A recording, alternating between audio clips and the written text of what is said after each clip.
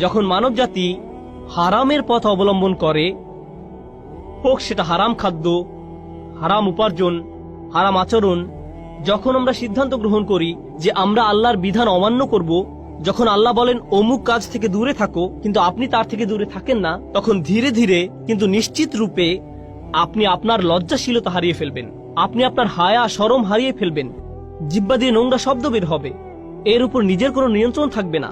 আপনি নির্লজ্জ হয়ে পড়বেন কথায়, নির্লজ্জ হয়ে পড়বেন দৃষ্টিতে, নির্লজ্জ হয়ে পড়বেন কাজের ক্ষেত্রে। এভাবে শুধু পতন হতে থাকবে। আর এই সব কিছুর শুরু হয়েছিল আপাত দৃষ্টিতে এর সাথে সম্পর্কহীন একটি ব্যাপার থেকে, আদম হওয়ার ক্ষেত্রে একটি গাছের ফল খাওয়া থেকে। আর আমাদের ক্ষেত্রে যখন কোনো ব্যাপারে আমরা আল্লাহকে অমান্য করব, তার নিষিদ্ধকৃত বস্তুর নিকটে যাব, আমাদেরকে দেয়া আল্লাহর শ্রেষ্ঠ উপহার, আমাদের হায়া, আমাদের লজ্জা, আমাদের শালীনতা, আমাদের সংকোচের চেতনা চুরমার হয়ে যাবে, আমরা এর অযোগ্য হয়ে পড়ব।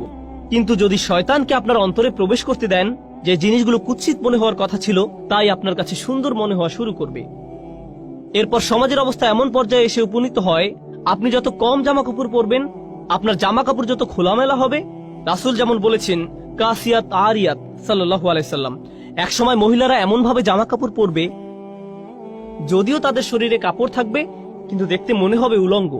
জামা কাপড় এমন টাইট হবে, মনে হবে যেন শরীরের উপর রং করা হয়েছে, কোনো কিছু সে পরিধান করেনি।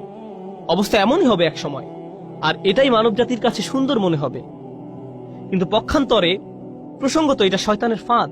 মানব জাতির চূড়ান্ত ব্যর্থতা হবে তখন যখন নির্লজ্জতাকে সুন্দর মনে হবে, উদযাপন করা হবে। প্রসঙ্গত তারা কি করে, এখানে উপস্থিত অনেক যুবক ছেলের জন্য সিয়াম পালন করা অনেক কঠিন মনে হয়, কারণ সে নিজে নিজে প্রতিজ্ঞা করেছে রমজানে সে কোনো মুভি দেখবে না। ওরা আপনাকে মুভি দেখার জন্য কিভাবে প্ররোচিত করে, ওরা ট্রেইলার বানায়। আর এই ট্রেইলার গুলোতে কি দেখানো হয়, হয়তো এটি কোনো অ্যাকশন মুভি ট্রেইলার, বিস্ফোরণ হচ্ছে, একটি গাড়ি আরেকটি ধাওয়া করছে, ফাইট হচ্ছে, ঠিক মাঝখানে কোথাও তারা উলঙ্গ একটি দৃশ্য যোগ করে দিবে কয়েক সেকেন্ডের জন্য। মুভির গল্পের সাথে এর কোনো সম্পর্ক নেই। তারা এটা দিয়ে লোভ দেখায় যেন আপনি বলে ওঠেন, ও আমাকে এখন এটা দেখতে হবে। তারা এভাবে আপনাকে আটকে ফেলে। তারা বেহায়াপনাকে উদযাপন করে। তারা এমন জিনিস উদযাপন করে যা মানব জাতির দৃষ্টির আড়ালে লুকিয়ে থাকা